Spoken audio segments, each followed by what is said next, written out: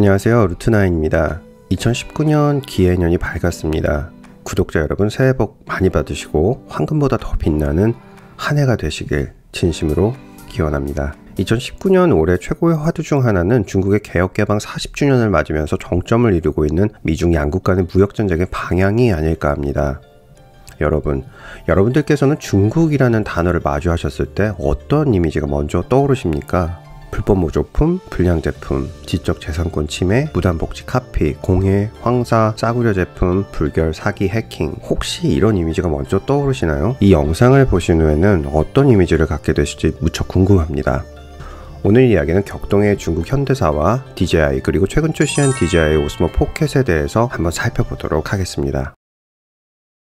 1950년대 중국은 미국의 공습을 두려워했고 소련과의 상호 원조 조약을 체결하면서 소련에게 만주의 주요 항구와 철도 운영권을 울며 겨자 먹기로 바쳐야만 했습니다. 마오쩌둥이 국가 주석이던 당시 교시는 바로 시말동, 광정량, 불칭패, 즉 굴을 깊게 파고 식량을 비축하고 패권자라 칭하지 말아라 라는 뜻으로 당시 중국은 미국과 소련 두 대국 사이에서 살아남기 위해서 이와 같은 생존 전략을 교시로 삼았습니다. 개혁개방이 시작된 1978년에도 중국은 머리를 숙여야 했습니다. 덩샤오핑이 제창한 도광양회, 즉 빛을 감추고 밖으로 새지 않도록 하면서 은밀하게 힘을 기르자라는 뜻의 교시가 대외 정책의 중심이었기 때문입니다. 덩샤오핑은 경제성장을 위해선 불필요한 대외 마찰은 줄이겠다는 현실론에 입각해서 향후 100년간 이 기조를 유지하라 라는 특별한 당부까지 내렸습니다. 1990년대가 되면서 3세대 지도부 장쩌민 주석은 덩샤오핑의 오랜 도광양의 기조에서 벗어나서 필요한 역할은 한다는 유소작위의 기조를 가졌습니다. 대국으로서 책임지는 자세를 보이겠다라는 책임 대국론을 꺼내들었죠. 후진타오를 정점으로 하는 제4세대 지도부가 등장하면서 기존의 도광양회를 대신해서 평화롭게 우뚝 선다는 의미의 화평굴기의 부상전략 기조를 가졌습니다. 인류 역사상 가장 기록적인 경제 성장률을 달성한 사례는 바로 일본이었습니다.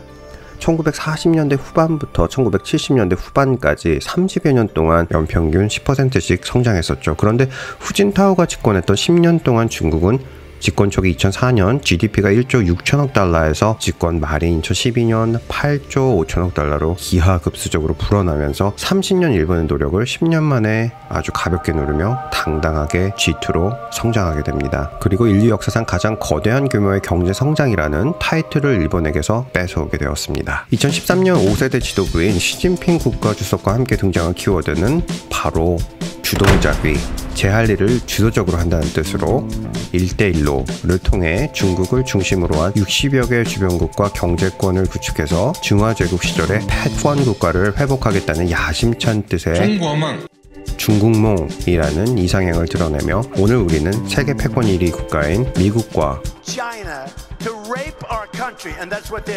중국의 무역전쟁 아래에서 예측할 수 없는 결과를 지켜보고 있습니다. 인류 역사상 가장 거대한 규모의 경제성장이라는 타이틀을 가진 후진타오 지도부가 집권하던 시기인 2006년 중국에서는 과학에 대한 큰 관심과 함께 한참 스타트업 열풍이 불고 있었습니다. 이 바람을 타고 지금은 전자제품의 메카가 된 중국 선전의 한 기업이 설립됩니다. 바로 다장이노베이션, 약자로 DJI가 설립되었습니다. 창립자인 프랭크 왕은 1980년생으로 당시 27세의 꿈 많은 청년이었습니다. 왕은 초등학생 때부터 만화책에서 보는 헬리콥터에 푹 빠져 있었습니다. 왕의 모든 관심에는 모형 항공기에 있었고 16살 때 처음으로 RC 헬기를 선물 받았습니다. 그런데 RC 헬기는 무척이나 조종하기 어려웠습니다. 매번 사고가 나기 일쑤였고 수리에 필요한 부품은 몇 달씩 기다려야만 했습니다. 이러한 문제점은 왕에게 언젠가 쉽게 조종해서 누구나 즐겁게 즐길 수 있는 RC 헬기를 꼭 만들겠다는 의지를 스스로에게 심어주었습니다. 홍콩과학기술대학에 입학해서 전자공학을 공부하게 되었습니다. 이후 왕은 대학생활 동안 본격적으로 RC 헬기 개발에 매달렸습니다. 특히 RC 헬기 조종의 핵심인 플라이트 컨트롤러를 만드는데 전력을 쏟았습니다. 미친듯이 RC 헬기에만 매달린 왕은 2005년 홍콩 로봇 경진대회에서 우승을 차지하게 되었습니다.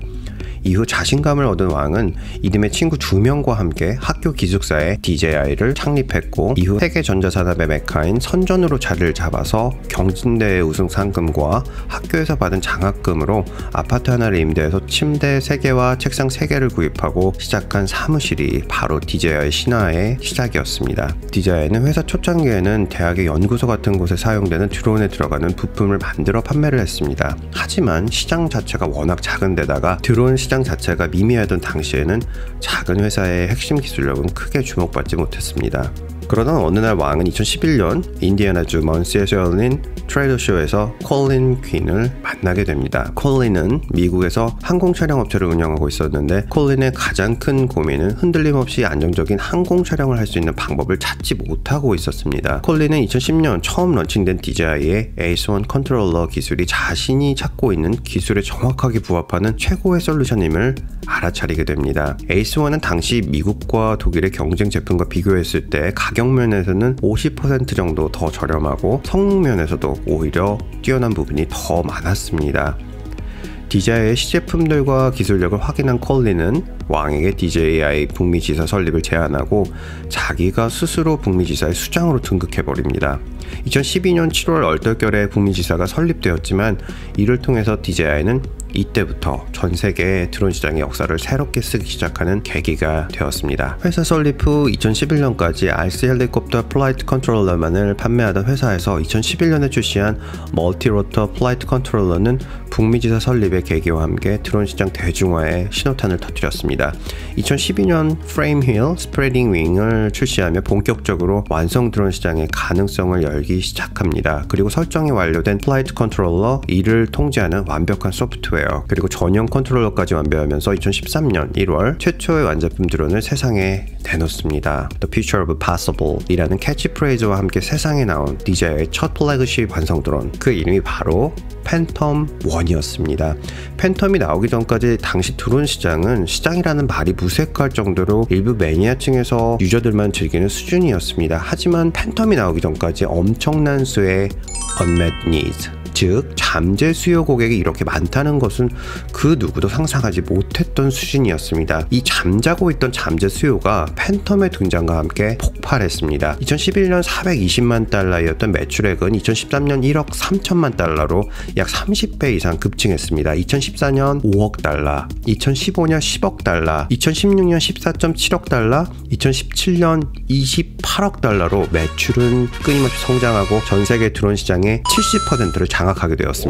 전 세계 시장의 70%를 잠식하고 있다는 뜻은, 다시 말하면 드론은 그냥 DJI다 라고 이해하시면 되겠습니다. 팬텀인게 핵심 요인으로는 뛰어난 플라이트 컨트롤러 성능을 바탕으로 한 비행 안정성, 조립이 필요 없는 간편함과 견고함, 기존 제품에 비해서 저렴한 가격에 있었습니다. 뛰어난 기술력뿐만 아니라 세계 공장인 중국의 장점을 잘 활용한 결과로 누구도 예측하지 못한 잠재 수요를 깨워서 새로운 시장을 창출해 내었습니다.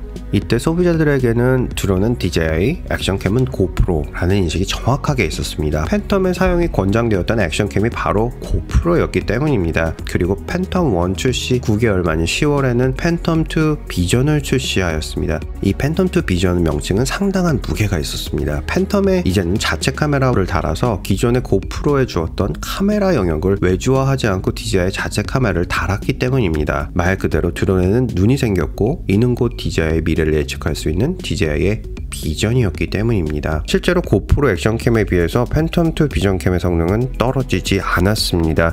하지만 소비자들의 반응은 썰렁했습니다. 이때는 앞서 말씀드린 것 같이 많은 매니아들이 액션캠 고프로를 절대적으로 동경하였고, 고프로 액션캠은 로우 포맷으로 저장이 가능해서 추후 보정하기가 수월했습니다. 그런데 이보다 더 놀라웠던 것은 DJI는 이런 시장의 반응을 너무나 잘 읽어냈고 바로 대응했습니다. 2개월 후인 2013년 12월 팬텀2를 출시하면서 고프로 액션캠을 사용할 수 있도록 하면서 보다 역동적이고 안정적인 촬영을 위한 잼뮤즈 김벌을 별도로 장착할 수 있게 했습니다. 그리고 4개월 후인 2014년 4월 팬텀2 비전 플러스를 출시하면서 고프로와 이별이 아닌 이별을 선포합니다. 팬텀2 비전 플러스에는 고화질 카메라, 삼축 짐벌, FPV 등 항공 촬영에 필요한 모든 기능을 갖춘 혁신적인 제품이었습니다. 이전까지는 모든 부분을 일일이 다 구입해서 하나하나 조립해서 써야 했지만 팬텀2 비전 플러스는 그냥 이것만 있으면 정말 남녀노소 누구나 쉽게 항공 촬영을 할 수 있게 하는 항공 촬영의 플랫폼이 되었습니다. 2014년 DJI는 마치 오랜 잠에서 깨어난 용을 보는 것 같았습니다. 중국의 5세대 지도부 시진핑 국가주석의 중국몽이 어떤 것인지 DJI는 중국의 힘을 제대로 보여주는 것 같았습니다. 2014년 DJI는 삼축 짐벌로 축적한 스테빌라이징 기술을 바탕으로 한 전문가용 핸드헬드 짐벌 로닌과 4K 촬영이 가능한 드론 인스파이어 1을 잇따라 출시했습니다. 이를 통해서 취미용 제품군의 매니아층 그리고 촬영을 업으로 하는 프로페셔널용 제품군으로 정확하게 나눠서 시장을 공략하는 투트랙 전략을 선택합니다. 그리고 로닌과 인스파이어는 헐리우드에서 엄청난 혁신으로 자리잡기 시작합니다. 이전까지 액션씬에서 사용되는 필수적인 장비인 스테디캠을 사용했는데 무게가 100kg에 육박해서 촬영을 하다가 다리나 팔이 부러지는 일이 비일비재했고 항공 촬영의 비용은 상당했습니다. 이런 문제점을 잘 알고 있었다는 듯 DJI는 헐리우드의 유명 감독들과 실리콘밸리에 있는 애플의 스티브 잡스를 비롯해서 유명 CEO들에게 드론과 촬영 장비를 무상으로 보내면서 DJI를 홍보하였습니다. DJI는 마치 모든 사람의 마음을 읽고 있는 것 같았습니다. 헐리우드에서 로닌과 인스파이어 구매 연락이 쇄도했고 애플 스토어, 베스트바이, 타겟 등의 DJI 드론은 바로 입점하였고 기존의 패럿과 3D 로보틱스사의 제품들은 한 구석으로 밀려나야 했습니다. 2015년에 DJI의 행보는 더욱 확고했습니다. 팬텀2 비전 플러스보다 훨씬 강력한 기능으로 부장한 촬영용 드론인 팬텀3 어드밴스 프로페셔널, 스탠다드 세 가지 버전을 출시하였고 농업용 드론인 MG1을 출시합니다. 그리고 로닌의 매니아 버전이라고 할 수 있는 오스모를 출시하면서 카메라 시장까지 재편하기 시작합니다. 이때부터 스티브 잡스가 떠나면서 혁신도 함께 떠났다고 생각한 많은 애플 유저들은 DJI의 혁신과 또 그 혁신의 속도를 보고 혀를 내두르기 시작합니다. DJI는 엄청난 속도로 시장을 만들고 재편하고 고객을 끌어모았습니다. DJI는 이후 휴대가 간편한 드론인 매빅 시리즈를 출시했고 또 보다 높은 대중화를 위해서 스파크 매빅 에어를 출시했습니다.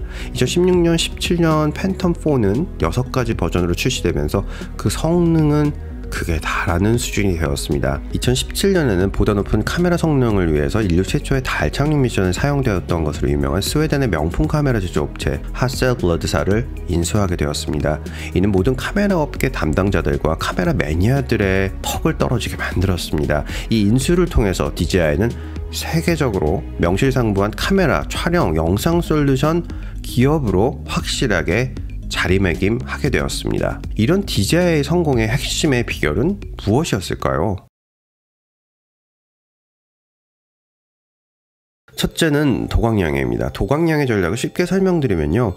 군대를 연상하시면 됩니다. 사실 많은 남자분들이 군대에서 도광양해 전략을 자기도 모르게 많이 사용하고 계시죠. 사회에서는 공부도 잘하고 남들보다 여러 가지로 뛰어났음에도 불구하고 악질적인 고참이나 빡센 부대 차출 등에 앞서서는 갑자기 약간 모자란 듯한 행동을 합니다. 그리고 병장이 될 때까지 때를 기다리다가 병장 약장을 받고 나면 갑자기 호랑이 기운이 솟아나며 날아다니기 시작합니다. 빛을 감추고 은밀하게 힘을 기르며 때가 될 때를 기다린다는 도광양의 전략은 이렇게 이해하시면 되겠습니다. DJI의 프랭크 왕은 UAV, Unmanned Aerial Vehicle, 다시 말해서 무인항공기의 핵심이 플라이트 컨트롤에 있다는 것을 누구보다 잘 알았고 10년간 묵묵하게 이를 개발하는 데만 집중했습니다. 누구도 알아주지 않는 기술이었고 회사 초기에 부도 위기를 여러 번 겪으면서도 포기하지 않고 때를 기다렸습니다. 사실 프랭크 왕은 CEO이자 CTO를 겸하고 있습니다. 완벽주의 성격이 스티브 잡스와 비슷하다고 해서 제2의 스티브 잡스로도 불립니다. 제품이 완벽하지 않다고 화가 난 왕타오가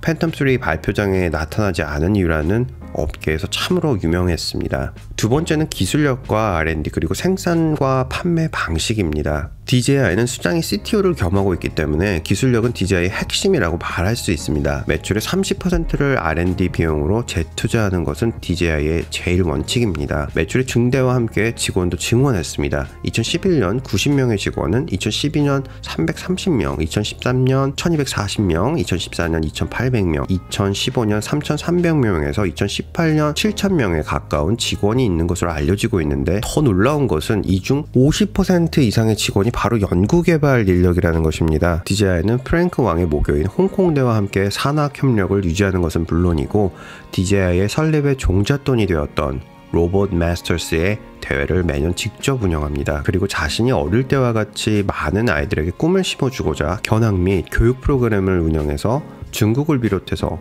대만, 싱가포르의 학생들과 산학 교류에 힘쓰고 있습니다.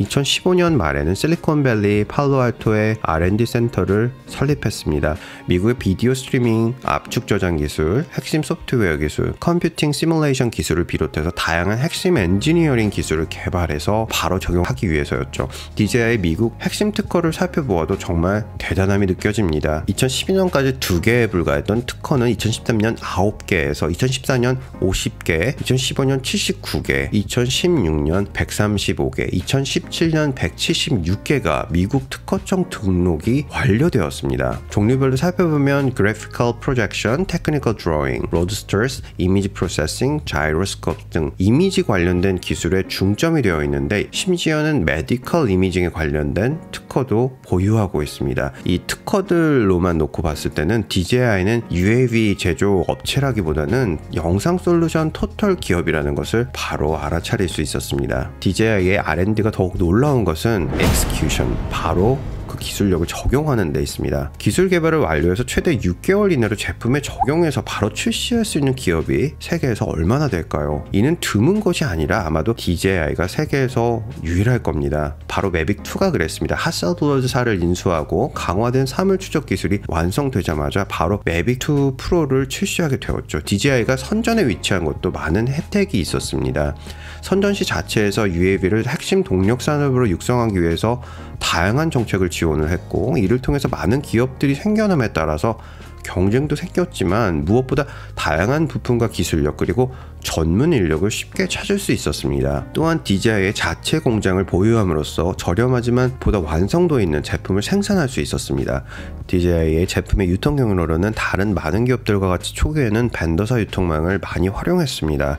하지만 애플과 같이 플래그십 스토어를 선전, 상해, 홍콩, 난징 그리고 서울까지 총 5곳의 스토어를 오픈하면서 플래그십 스토어를 통한 판매를 시작했고, 무엇보다 홈페이지를 활용해서 소비자에게 직접 배송하는, 생산자가 소비자에게 직접 판매하는 방식에 집중하였습니다. 이를 통해서 소비자와 좀 더 가깝게 소통할 수 있는 계기를 만들었고, DJI는 보다 높은 원가를 절감할 수 있었습니다. 세 번째는 커뮤니케이션입니다. DJI는 카피와 싸구려 이미지를 갖는 기존의 중국 업체들과는 판이하게 달랐습니다. 스티브 잡스가 제품을 가지고 나와서 설명하고 보여주는 마케팅 쇼는 많은 제조사들이 그 포맷을 보고 따라하게 만들었습니다. 정말 너나 할 거 없이 많은 기업의 핵심 임원들이 나와서 매년 쇼를 하는 마케팅 방법은 전자제품 업계에서는 필수가 되었죠. DJI도 이런 마케팅 기법을 이용했습니다. 하지만 다른 기업들과 같이 카피하지는 않았습니다. 정확하게 말하면 DJI는 애플 마케팅과 소비자 커뮤니케이션에 있어서 거의 모든 장점만을 벤치마킹했습니다. DJI의 신제품 발표회를 보면 발표하는 사람보다 제품에 더 눈이 쏠립니다. 이 영상을 보고 계시면서 DJI의 제품을 사용하고 계신 많은 분들께서 지금까지도 왕타오가 DJI의 창업자인 걸 모르셨던 분들이 더 많으시리라고 생각됩니다. 다시 말해서 애플하면 맥북보다 스티브 잡스를 떠올리는 것은 잡스가 떠난 애플 직원들에게는 너무나 불리한 점이죠. 하지만 DJI는 프랭크 왕이라는 이름보다 드론 만드는 곳과 같이 제품에 연상되는 이미지가 훨씬 더 강합니다. 이렇게 되면 직원들의 자부심과 사명감도 더 늘어나게 되는 거죠. 진짜 회사다운 회사가 되는 겁니다. 개인적으로 DJI의 가장 놀라운 점은 마켓 니즈를 빠르게 읽고 대응하는 점입니다. 완성 드론의 니즈를 읽고 바로 팬텀을 출시했고, 우리는 항공 촬영 솔루션을 위한 팬텀2 비전, 그리고 시장 반응에 따라서 고프로 사용을 지속 연기한 팬텀2와 젠미주 짐벌의 출시를 비롯해서 매해 전혀 예상하지 못한 새로운 제품 출시로 기대감을 갖게 합니다. DJI는 프로슈머를 특히 잘 이해하고 있습니다. 프로슈머는 전문가인 프로와 일반 소비자인 컨슈머 그룹의 중간이라고 할 수 있습니다. 있습니다. 바로 유튜버들이 프로슈머에 해당하는데요. DJI는 영향력 있는 유튜버들에게 제품을 나누어주고 그걸 미리 사용해서 장단점에 대한 피드백을 바로 받을 수 있었죠. 유튜버들로서는 무료로 제품을 출시 전에 받아서 사용해보고 컨텐츠를 만들 수 있어서 좋은 기회가 되었습니다. 엠바고만 잘 지키면 단점을 얘기해도 DJI는 오히려 이를 개선해 나가는 계기로 사용했습니다. 이러한 공생관계는 테크 유튜버들을 비롯해서 DJI 컨텐츠는 유튜브 운영에 있어서 필수 아이템으로 자리 잡게 하였습니다. DJI는 이러한 프로슈머 그룹으로부터 2014년 매출의 69%를 끌어오게 하였습니다.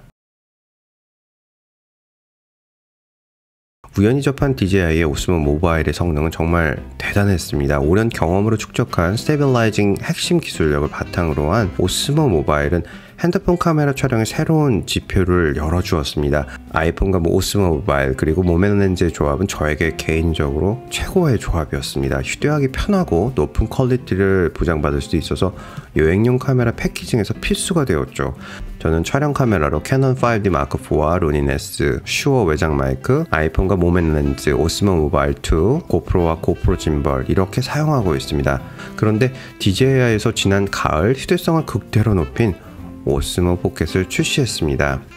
매번 그렇지만 이번에도 혁신이 무엇인지 제대로 보여준 것 같습니다. 그럼 오스모 포켓의 장점에 대해서 한번 살펴보도록 하겠습니다. 첫 번째는 휴대성입니다. 오스모 포켓의 장점을 살펴보면 무엇보다 뛰어난 휴대성이 크게 달합니다. 정말 세상에서 이렇게 작은 휴대용 짐벌이 다 있나 싶습니다. 5D 마크 4와 2470 렌즈 그리고 로닌 S의 조합은 제가 갖고 있는 촬영 장비 중에서 최고의 화질을 만들어낼 수 있지만 무게가 K3 기관총 수준입니다. 원핸드 짐벌이긴 하지만 투핸드가 아니면 거의 불가능하고 트라이파드 없이 한번 무빙으로 촬영하고 나면 팔이 떨어져 나갑니다. 그리고 설치 운영하는데 시간이 꽤 오래 걸리죠. 아무래도 특별한 이벤트가 아니고서는 점점 사용하는 시간이 줄어드는 것 같습니다. 아이폰과 모멘 렌즈 그리고 오스모 모바일의 조합은 여러가지로 참 편합니다. 하지만 이를 조합하는데 시간이 걸리고 모두 조합을 하면 무게가 꽤나 묵직합니다. 이 조합을 사용하는 경우에는 예상하지 못한 문제가 하나 있습니다. 바로 휴대폰 배터리가 생각보다 빨리 닳습니다. 아이폰 10으로 4K 60프레임 촬영하는 경우에는 촬영 시간이 1시간이 채 안 됩니다. 오스모 모바일 2의 경우에는 외장 배터리 기능이 있어서 핸드폰과 연결할 수도 있지만 이렇게 사용하면 오스모 모바일 배터리도 빨리 닳기 때문에 결국에는 외장 배터리를 연결해서 사용해야 합니다. 이게 은근히 불편하고 가지고 다녀야 하는 것도 참 많습니다. 그리고 촬영하다가 전화가 오면 다시 촬영해야 하는 일이 태반입니다. 고프로와 고프로 카르마 그립 짐벌은 정말 사용이 편리합니다. 특히 직관성이 높아서 짐벌을 처음 사용하시는 분들에게는 사용이 참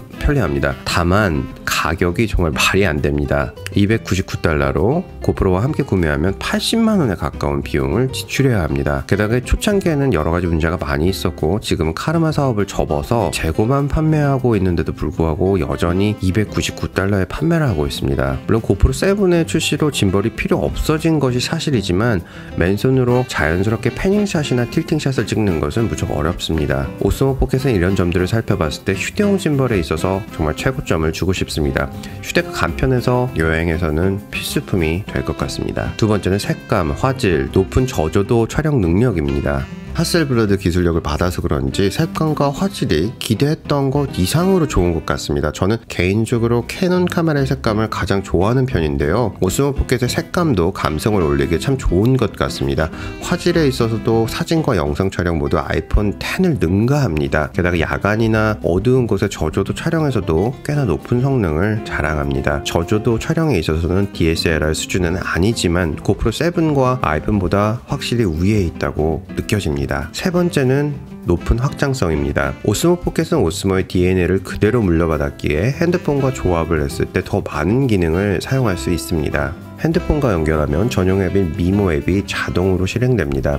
가상 조이스틱을 이용해서 패닝, 틸팅 등의 다양한 구도와 촬영 스킬을 구사할 수 있고 촬영한 영상을 핸드폰으로 저장할 수 있습니다. 트래킹 설정을 통해서 피사체를 추적할 수도 있습니다. 또한 스토리텔링을 위한 에디팅 프로그램이 내장되어 있어서 필터, 음악, 타이틀을 삽입해서 간단한 영상 편집도 가능합니다. 그리고 별도로 판매하는 다양한 액세서리를 통해서 보다 다양한 기능을 사용할 수 있습니다. 차징 케이스를 통해서 오스모 포켓을 안전하게 보관하고 충전 충전할 수 있고, 와이어리스 모듈을 통해서는 블루투스와 와이파이 통신을 통해서 스마트폰에 연결하여 스마트폰으로 오스모 포켓을 무선으로 컨트롤할 수 있도록 합니다. 또한 차징 도구로도 사용이 가능하죠. 워터프루프 케이스는 최대 수심 60m에서 수중 촬영을 가능하게 해줍니다. 액세서리 마운트는 다이나믹한 스포츠 액티비티나 아웃도어 액티비티 촬영을 할 수 있게 하는 기본 마운트입니다.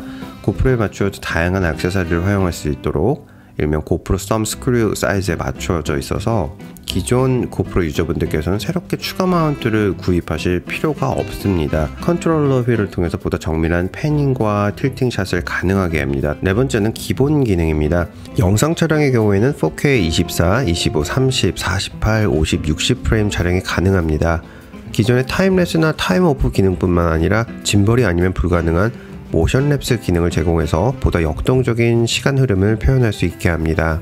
오스모 포켓의 단점으로 부르기에는 개인적인 선호에 따라서 달라지는 화각이 있습니다. 이 오스모 포켓은 80도의 화각을 갖고 있는데 개인적으로는 화각이 너무 좁아서 좀 답답한 느낌이 듭니다. 고프로와 같이 화각을 조절할 수도 없습니다. 오스모 포켓은 엄밀히 말하면 액션캠이 아닙니다. 기계식 짐벌 특성상 충격에 약할 수밖에 없고 게다가 생활 방수 기능도 없습니다. 다만 짐벌 부분은 강력한 마그네슘 재질로 만들어서 예상한 것보다는 견고한 면이 있습니다. 그래도 아스팔트 같은 곳에서 떨어뜨리면 바로 망가질 수가 있습니다. 오스모 포켓의 최고 단점은 바로 촬영이 아닐까 합니다.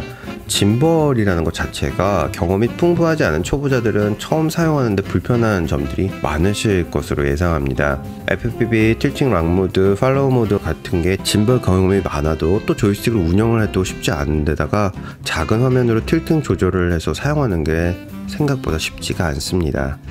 오스모 포켓이 처음 나오고 많은 분들이 오디오가 고프로보다는 낫지만 생각보다 성능이 떨어진다고 지적을 많이 해주셨던 것 같습니다. 현재 오디오는 외장 마이크 사용 수준은 아니지만 업데이트를 통해서 많이 개선된 것 같습니다. 또 하나 가장 큰 단점은 이상한 운영 각도에 있습니다. 오스모 포켓의 틸팅 기능은 오스모 포켓 화면을 드래그 다운 하거나 업하면 가능하지만 패닝 기능은 핸드폰과 연결하거나 추가 액세서리인 컨트롤러 휠을 별도로 구매해서 사용해야 합니다. 패닝에 있어서 로닌 S처럼 360도까지 기대하진 않았지만 이 패닝 운영 각도가 조금 이상합니다. 핸드폰과 연결해서 패닝을 해보면 좌측으로 약 45도 정도까지밖에 가지 않습니다. 하지만 우측으로는 약 225도까지 갑니다. 이러한 한계 때문에 촬영 시 한계를 캐치하고 있지 않으면 좌측 피사체는 놓치게 될 수 있죠. 개인적으로 봤을 때 브이로그 촬영에 포커스를 두어서 이런 현상이 생긴 게 아닐까 생각해 봅니다. 기계적인 한계이기 때문에 물론 업데이트로도 해결되지는 않을 것으로 보이고요. 그리고 파노라마 촬영에 있어서 파노라마 촬영 시 핸드폰이 없이 촬영하게 되면 180도 촬영 모드로 촬영했을 경우에는 사진 4장이 3x3 촬영에는 9장의 사진이 그대로 저장되고 대표 이미지만 남는데 오스모 포켓 자체에는 이미지 처리 기능이 없어서 핸드폰에 연결해야 어떻게 찍혔는지 확인이 가능합니다. 이를 모를 경우에는 컴퓨터에서 파일을 확인하면 그냥 4장의 사진 또는 9장의 사진만 덩그랗게 남아있어서 좀 황당하실 수 있을 것 같습니다. 배터리 시간은 스펙상으로 140분으로 되어 있는데요. 실제로 운영하면 1시간 남짓 정도 나오는 것 같습니다. 배터리와 본체가 일체형이 아니라서 촬영하지 않는 시간에 충전을 해주거나 연속 촬영을 위해서는 USB-C 타입 충전 케이블과 외장 배터리를 연결해 주어야 합니다. 결국 오스모 모바일 조합과 같이 외장 배터리 휴대는 필수적으로 필요한 것 같습니다. DJI 다장 이노베이션의 우리나라 발음은 대강창신입니다. 큰데 한계한 시작할 창 새로울 신으로 굳이 뜻을 헤아려 본다면 한계 없는 혁신의 회사라는 뜻입니다. 회사 이름과 제품들이 정말 잘 들어맞는 것 같습니다. DJI 회사와 제품들을 살펴보면서 달라진 중국과 중국 기업의 위상을 느낄 수 있었습니다. 영상 시청해주셔서 감사합니다. 루트9이었습니다.